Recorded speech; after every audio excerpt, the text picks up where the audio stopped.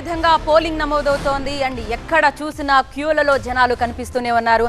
మండు టెండల్ని లెక్క చేయని కొన్ని ప్రాంతాలైతే కొన్ని ప్రాంతాల్లో లక్కీలే కాస్త వాతావరణం చల్లబడింది. ముఖ్యంగా హైదరాబాద్ లో కొన్ని ప్రాంతాల్లో కాస్త చల్లబడింది వాతావరణం. సో మొత్తం మీద parliament and assembly 4th phase elections మనం చూస్తున్నాం. కొన్ని స్క్రీన్లలో మనకి కొన్ని గందరగోళ పరిస్థితులు కనిపిస్తున్నాయి. కొంతమంది ఓటర్లు సమయాన్ని లెక్క చేయకుండా ఇంతసేపు వెయిట్ చేసిన తర్వాత కూడా ఇంకా లోపలికి పంపించట్లేదంటూ అసహనం వ్యక్తం చేస్తున్న ఓటర్లు కనిపిస్తున్నారు. ఇంకొంతమంది ముఖ్యంగా వృద్ధులైతే ఎంత సమయం అయినా సరే అదే క్యూలలో నిలబడి ఓటింగ్ నమోదు చేస్తున్న దృశ్యాలు కూడా కనిపిస్తున్నాయి. సో పోలింగ్ కేంద్రాల దగ్గర బారులు తీరిన ఓటర్ల గురించి మనం చూస్తున్నాం.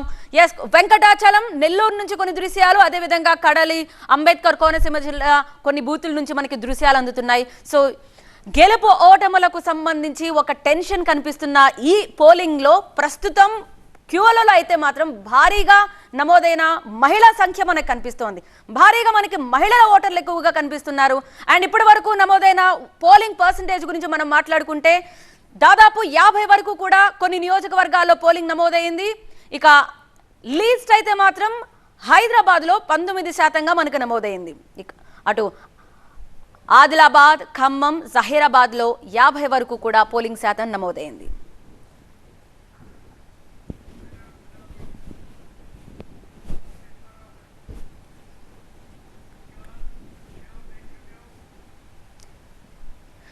రైట్, ఇక విజయనగరం వెళ్దాం. అక్కడ నుంచి మా ప్రతినిధి కోటేశ్వరరావు మరింత సమాచారం అందించడానికి లైవ్ లో సిద్ధంగా ఉన్నారు.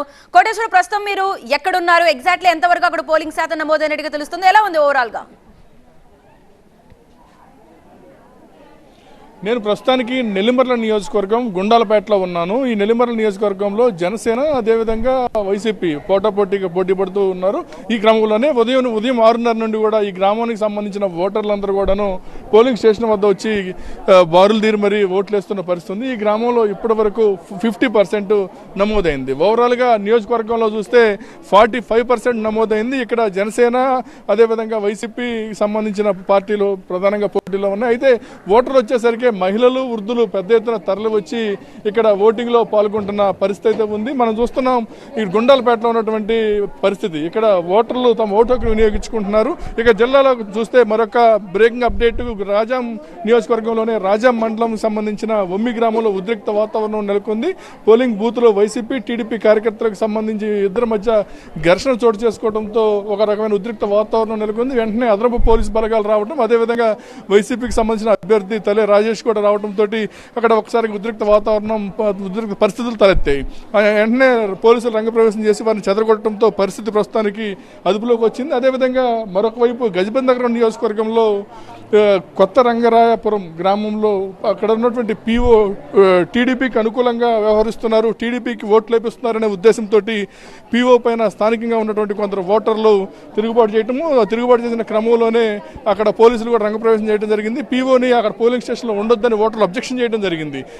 ఇది తాజాగా జరిగింది. ప్రస్తుతానికి రంగరాయపురంలో కూడా కొంత ఉద్రిక్త వాతావరణం నెలకొంది. అక్కడ ఉన్నటువంటి పోలింగ్ ఆఫీసరు టీడీపీకి అనుకూలంగా వ్యవహరిస్తున్నాడు, పనిచేస్తున్నాడు అనే ఒక విషయంతో అక్కడ పెద్ద ఎత్తున ఉద్రిక్త వాతావరణం నెలకొంది.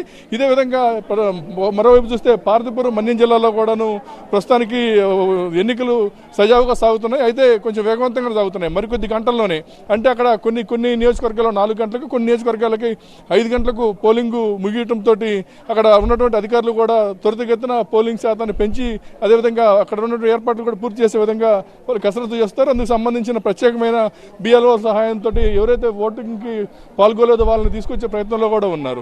అయితే ఈసారి అధికారులు ముందస్తుగానే కొంత అవగాహన కల్పించడంతో ఓటర్లు చాలా చైతన్యవంతులుగా వచ్చి తమ ఓటు హక్కుని వినియోగించుకుంటున్నారు. ప్రధానంగా చూస్తే ఉదయం నుంచి కూడా నేను చాలా బూతుల్లో చూశాను, మహిళలు, వృద్ధులు పెద్ద ఎత్తున తరలి వచ్చి గంటలు క్యూ లైన్లో నిలబడి తమ యొక్క ఓటు హక్కును వినియోగించుకోవడం చూస్తుంటే నిజంగా ఒక చైతన్యం కనిపిస్తున్న పరిస్థితి ఉంది. విజయనగరం జిల్లా అదేవిధంగా పార్వతీపురం మన్యం జిల్లాలో కూడా అదే పరిస్థితి కనిపిస్తుంది. ప్రధానంగా పార్వతీపురం మన్యం జిల్లాలో గిరిశిఖర గ్రామాలు ఉంటాయి. అంటే కాలి నడకన వెళ్ళడానికి కూడా పరిస్థితి చాలా ఇబ్బందికరంగా ఉంటుంది. ఈవీఎంలు ఒక చోట ఉంటాయి, గ్రామాల్లో ఒక చోట ఉంటాయి. అలాంటి గ్రామాల్లో కూడా అక్కడ కిలోమీటర్లు కొద్దీ నడుచుకొని వచ్చి మరి కూడా తమ ఓటు హక్కును వినియోగించుకుంటున్నారు. ఏజెన్సీ ప్రాంతాల్లో అయితే కొన్ని చోట్ల ఈవీఎంలు మొరాయిస్తున్నాయి, ఈవీఎంలు పనిచేయట్లేదు. అక్కడ కూడాను 2-3 గంటలైనా సరే ఓటర్లు ఏమాత్రం వెనక్కి తగ్గకుండా వెనక్కి వెళ్ళిపోకుండా ఎలాగైనా సరే తమ ఓటు హక్కును వినియోగించుకోవాలనే ఉద్దేశంతో వారు క్యూలలో నిలబడి మరి తమ యొక్క ఓటు హక్కును వినియోగించుకున్న పరిస్థితి ఉంది.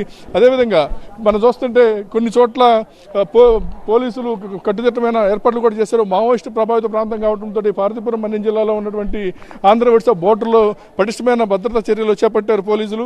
ఇక విజయనగరం జిల్లాకు వస్తే విజయనగరం జిల్లాలో ఎక్కువగా బొత్స కాన్స్టిట్యున్సీ అంటే మంత్రి బొత్స సత్యనారాయణ నియోజకవర్గం చీపురుపల్లిలో ఇప్పటివరకు 50% పైగా హైయెస్ట్గా నమోదై ఉంది.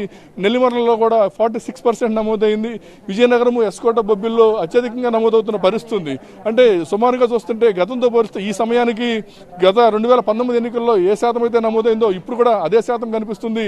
దాదాపుగా అధికారులు కూడా మొదటి నుంచి కూడా గత 2019 ఎన్నికల్లో ఏ పోలింగ్ శాతం అయితే నమోదైందో అంతే పోలింగ్ శాతాన్ని ఈసారి కూడా నమోదు చేయాలి, ఏమాత్రం తగ్గకుండా ప్లాన్ చేయాలనుకుంటూ పెద్ద ఎత్తున అవేర్నెస్ కార్యక్రమాలు కూడా చేపట్టారు. అందుకు సానుకూల స్పందన కూడా వస్తున్నట్లు కనిపిస్తుంది. ఎందుకంటే ఓటర్లు వస్తున్న తీరు కావచ్చు, లేకపోతే వారు ఓటేసే విధానం కావచ్చు చూస్తుంటే చాలా చైతన్యంగా కనిపిస్తుంది. అదేవిధంగా చాలామంది కొత్తగా ఓట్లు నమోదు చేసుకుని ఈ సంవత్సరం కొత్తగా ఓట్లు వచ్చిన యువత కూడాను పెద్ద ఎత్తున తరలి వస్తున్న పరిస్థితి కనిపిస్తుంది. అయితే ఈరోజు ఓటింగ్ 7 గంటలకు స్టార్ట్ అయితే క్యూ లైన్ల వద్ద అయితే 6:30కి వచ్చి బారులు తీరి ఉన్నారు. అయితే ఇప్పుడు ప్రస్తుతానికి భోజన సమయం కావడంతో కొన్ని చోట్ల కొంచెం తక్కువగా ఉన్నప్పటికీ మరికొన్ని చోట్ల మరికొన్ని లంచ్ తర్వాత ఈ పర్సంటేజ్ గణనీయంగా పెరిగే పరిస్థితి కనిపిస్తుంది. అదేవిధంగా అధికారులు కూడా అంచనా వేస్తున్నారు. ఎందుకంటే 6 గంటల వరకు పోలింగ్ జరుగుతున్న నేపథ్యంలో మరికొంచెం చల్లబడుతుంది కాబట్టి ఎక్కువ మంది వస్తారని వాళ్ళు అంచనా వేస్తున్నారు. ఇది ఇక్కడ పరిస్థితి. Over to studio. Right, thank you Koteswararao details.